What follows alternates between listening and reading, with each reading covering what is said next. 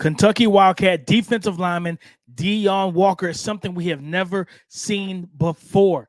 He's the Latu Latu of defensive tackles. We're going to explain that and more coming up next.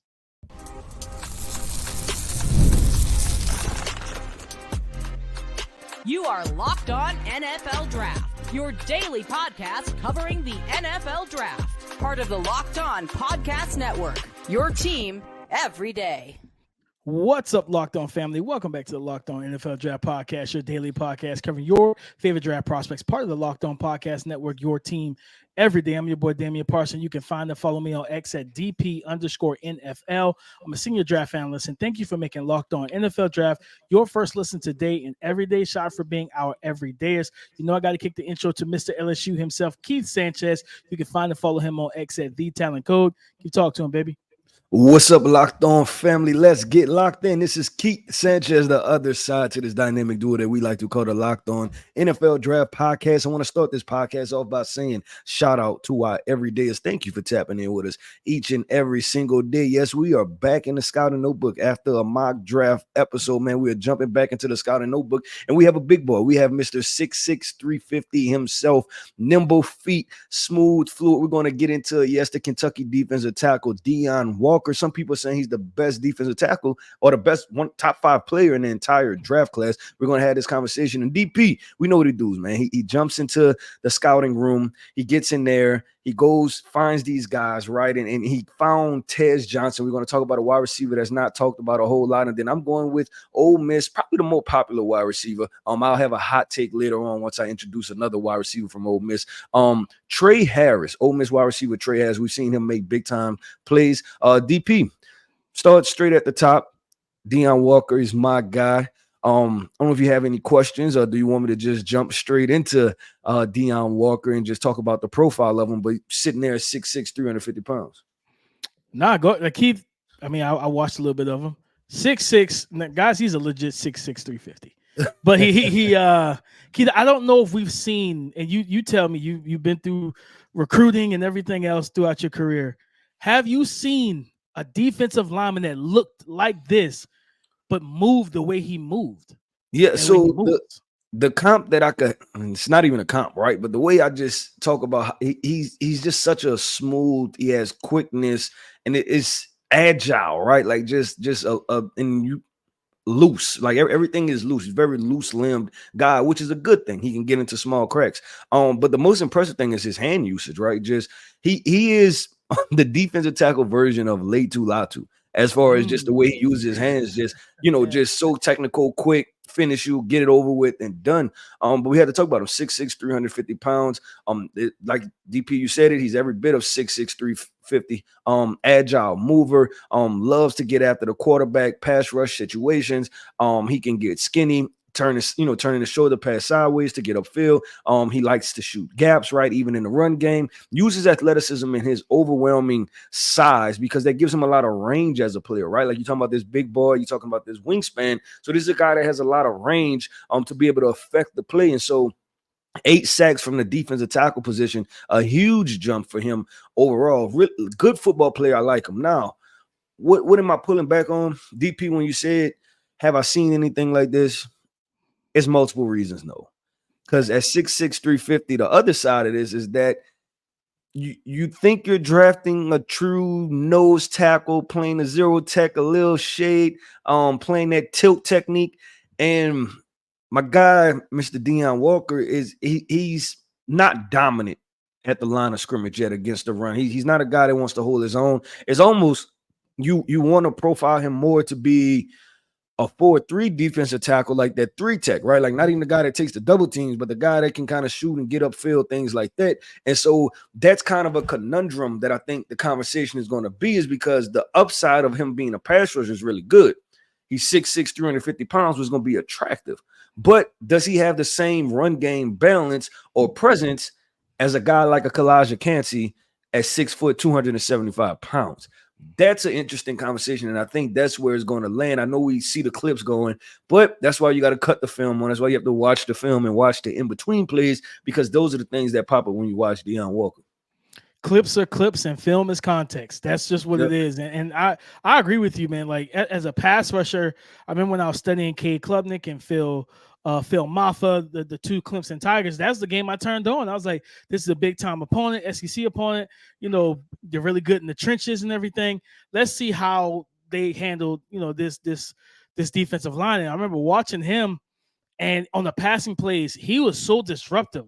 Like he nice through gaps, and the hand usage, the quickness of his hands for a guy that is 6'6". Like he fires off the ball, and that first club, like it's heavy, it's powerful, it's jolting, it shocks the offensive lineman, and then he might give you a long arm and then reduce that angle, and he's in the backfield, or club, rip through, club, you know, or kind of the hump move that was made famous by Jumpy Gathers back in the day in the early 90s.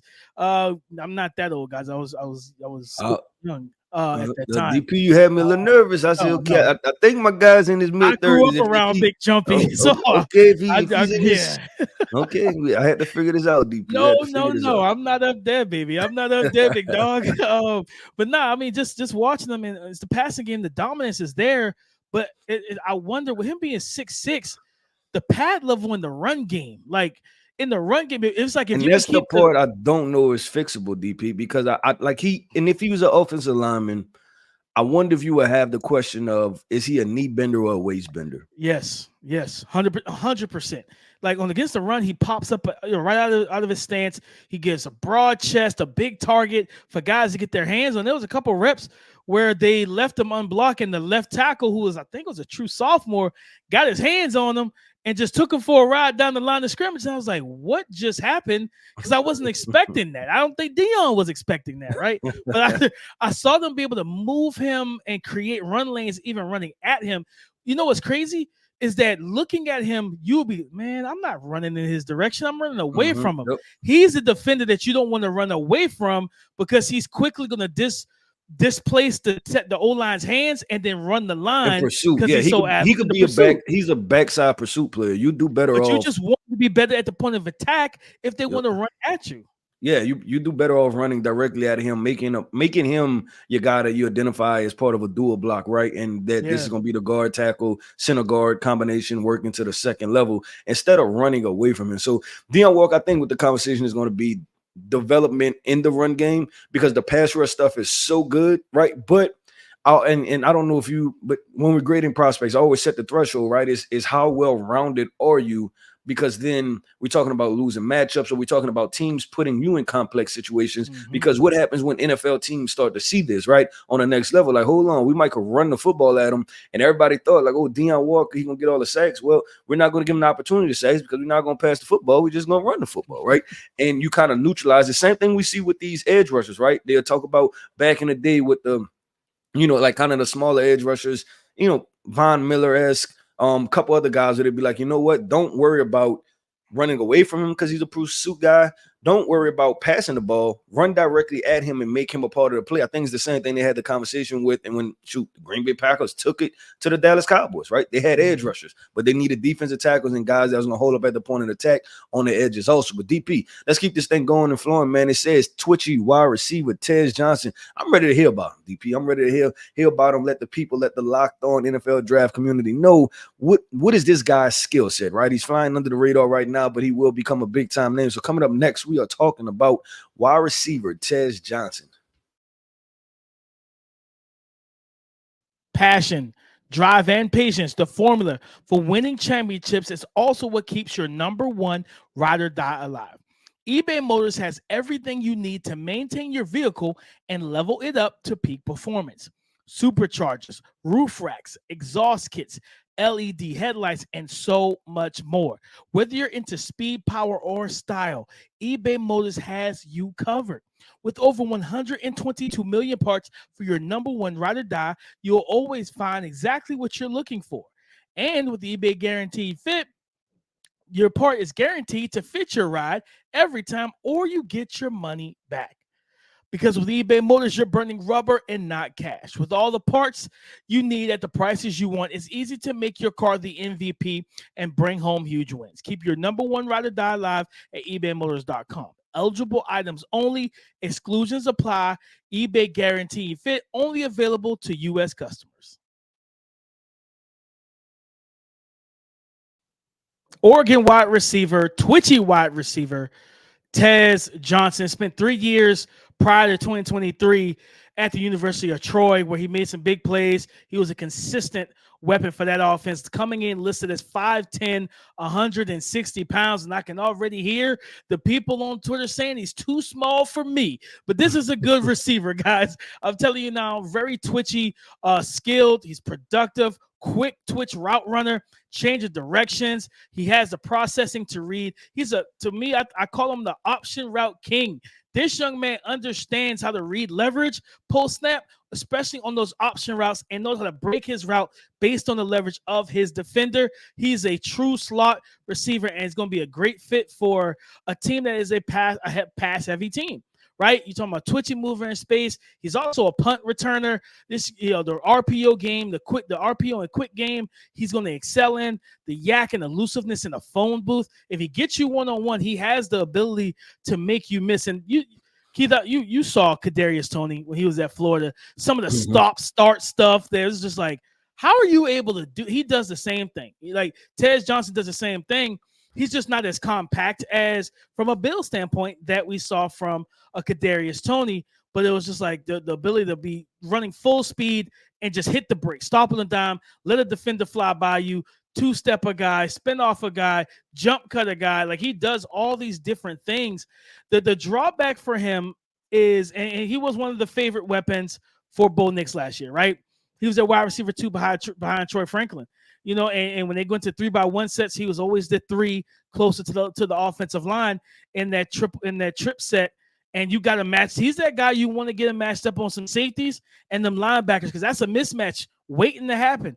Those guys really struggle to cover him because of his ability to read them in their drop, or if it's a safety they're working forward, his ability to sell routes and his quickness inside and out, in and out of breaks. The drawback, there is some situational awareness issues with them that I peeped game on, not realizing when, like, especially in the jet motion stuff, he caused a couple fumbles, not fully getting past the center before the ball is snapped and causing the lose possession. He's got drops on tape.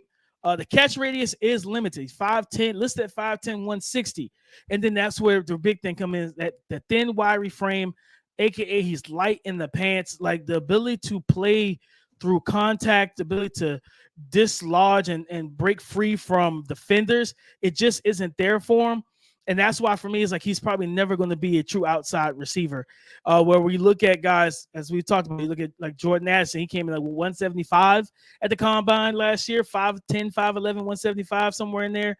Tank Dell, same thing. That's what I was literally going, because I was trying to think of a body profile that he fits under, and I think Tank may be the best body profile as far as being slim, slim throughout, XYZ. Does he compare to Tank, or was it obvious that Tank is more versed than him when you're talking about being a wide receiver? I think Tank is more versed for sure. Okay. I think Tank could play. We saw Tank play the Z, played in the slot, and for most part, before he got hurt, in 11 games that he played for the Texans last year, he was their Z receiver. He lined up outside. I don't think there's many opportunities outside for Tez Johnson, because of some fact that, for me, when I looked at the thing back to watching Tank, I think Tank's arms and wingspan is longer. And I think he just is. I think even though their body composition profile similar, I think Tank is stronger. You know what I mean? So I watched Tank, I think, we watched tape on Tank together, and I can't remember which game it was. They put him in the slot when he was in college, and the guy tried to aggressive two-hand jam him, and Tank absorbed the contact, swim moved him, and beat him off the line. It was just like, well, if you can't touch him and you can't cover him, well, good luck. You know what I mean? There's not really much you can do. With Tez, you can get, well, I'll say it, you can get hands on. He's just really quick. He's like the old phrase, the old folks say, quick as a hiccup. He's got that in his game. Like, he's very quick. He's a smooth mover, very electric and explosive, and just sudden. That's probably the main word I wrote down, was sudden.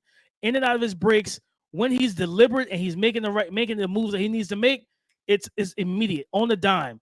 The whip routes, the pivot routes, like I said, those options, he's going to absolutely kill those double moves. He can run those as well, especially as a quick game guy. He can, if you're facing the aggressive defender, like the Marcus Peters of the world, those guys who want to, the Trayvon Diggs, those guys who want to go get the ball, and they're like, oh, I'm sniffing out that quick hitch, I'm sniffing out that dig route, that out route. He can run those double moves and change directions very quickly to get back upfield and cause that DB to be out of place. But the physical limitations, that's why, if you remember when we talked about what was it, Evan Stewart, I think it was. Yeah. When we talked about Evan Stewart, and I said, listen, people are calling Tez wide receiver 1 for this Oregon offense. And I said, not so fast, my friends, because I think Evan Stewart has a very clear path to do that, because he can do more things. Play at the catch point, play within traffic, play X, play the Z, play the slot. He can move around where I don't see that same value, positional flexibility with a Tez Johnson. Yeah, I'm interested to see him, DP, because I think it would be easier to call him, like one of the Kadarius Tonys and things like that. But when you add in the thin frame, right? Like Kadarius Toney, the Jalen Waddles, John Mechie, right? Like trying to think of some of the more explosive guys on film that we've seen in the past. You wouldn't, what I'm saying? Like you don't put them in the same kind of category. Yeah. And so that's why I've been interested to see, like, okay, where could he play?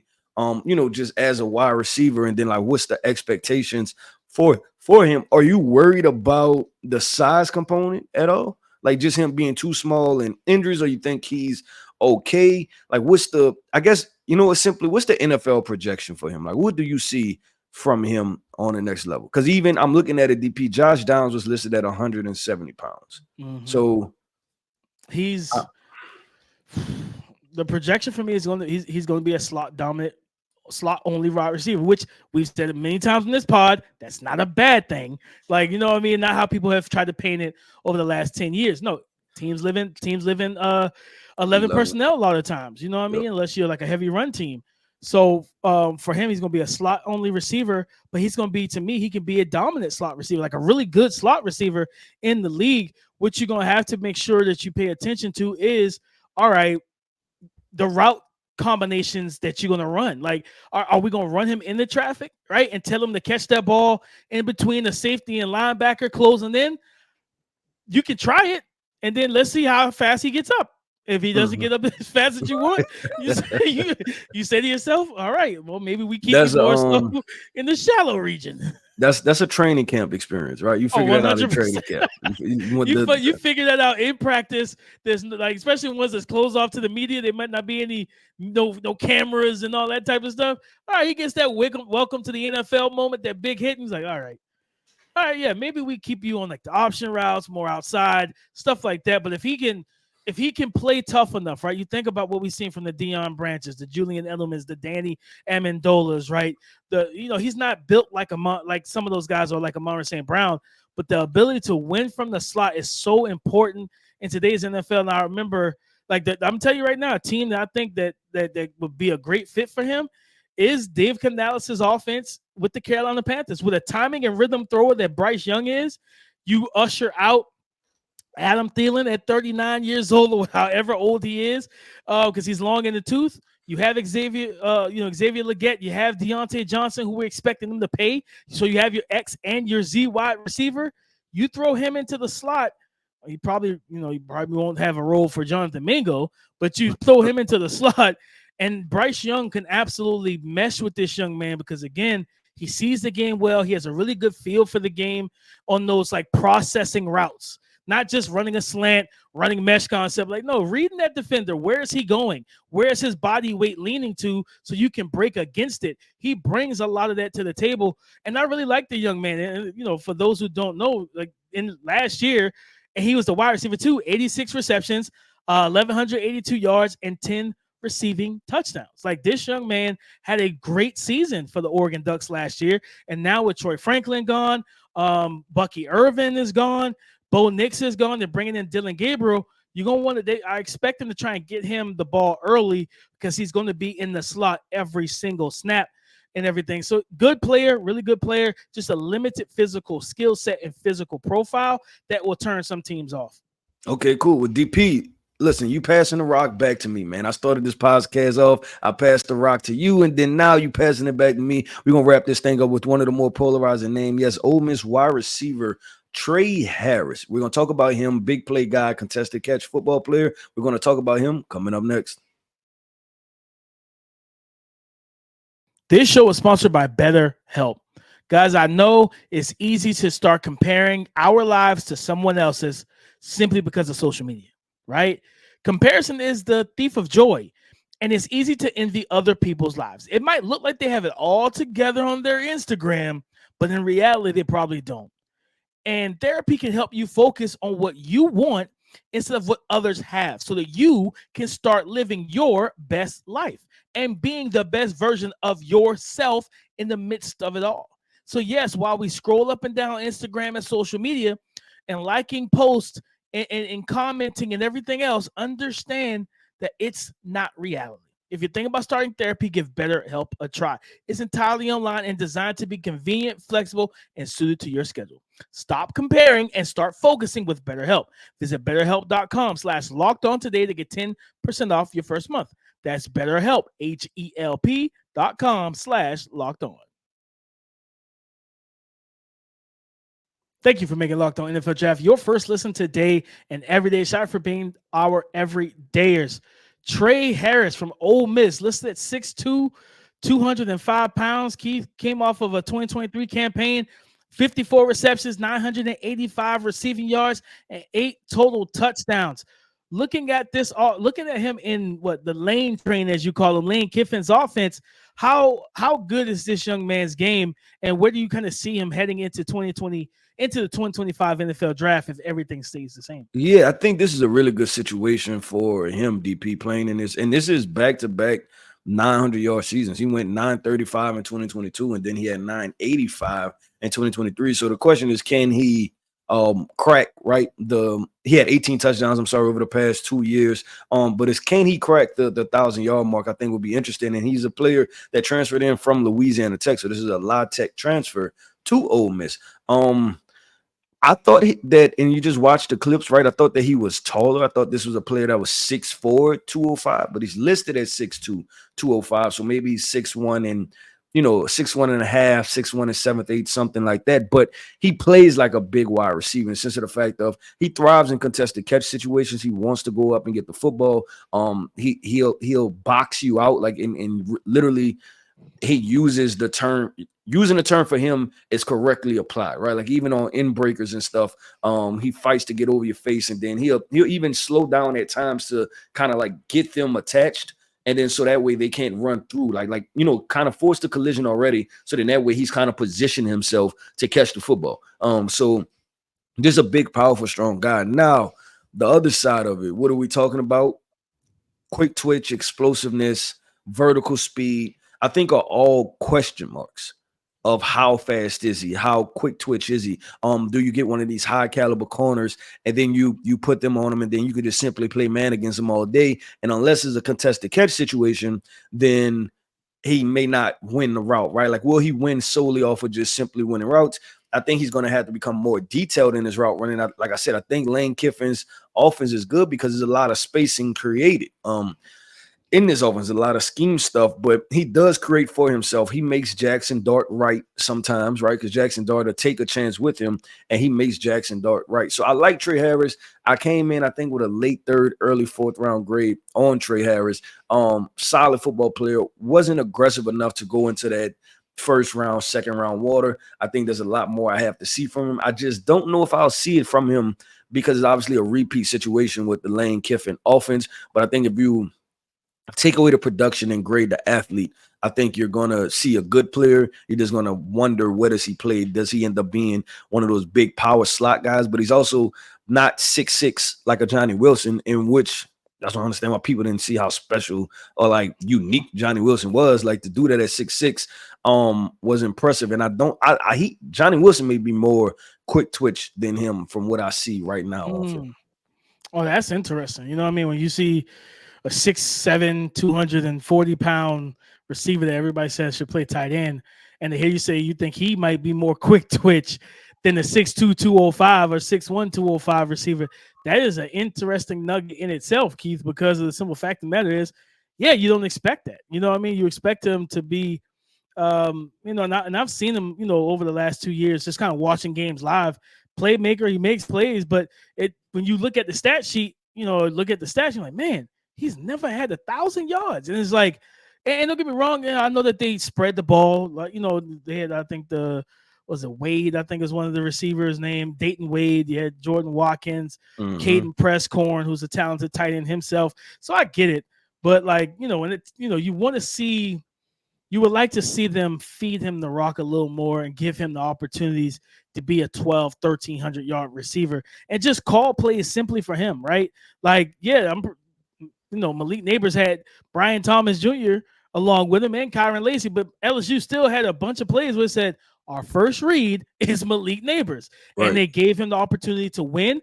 Okay, Jaden, if he's not there, then you go to the other guys, right? So, I get, wanting to be even keel across the board, but I would like to see Trey Harris just get more opportunities.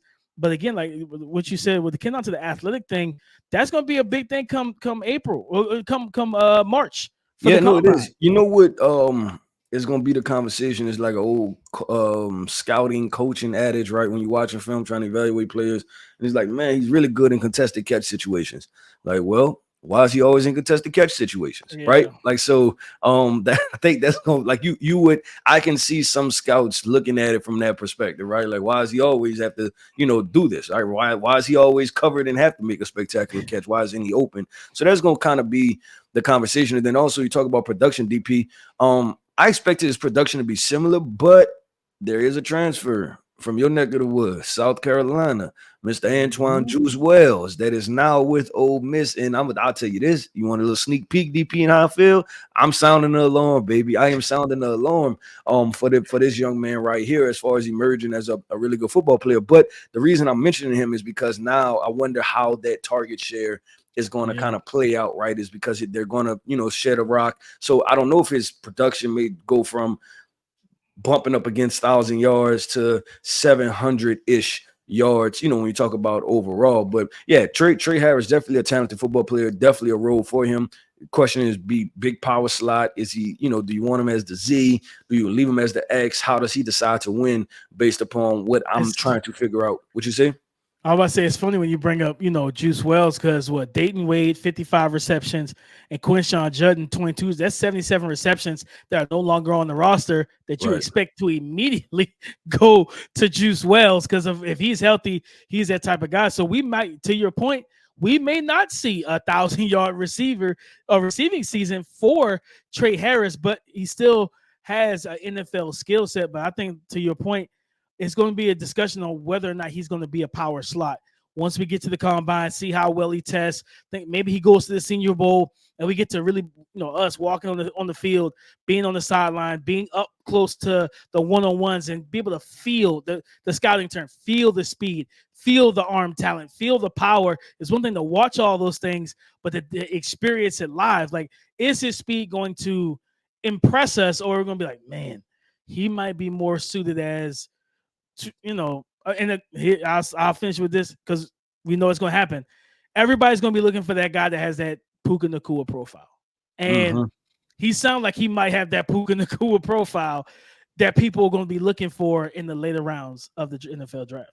Yeah, no, it's definitely possible. That's why I said don't want to write him off as a football player. I think he's a talented football player. It's just about going into this season now.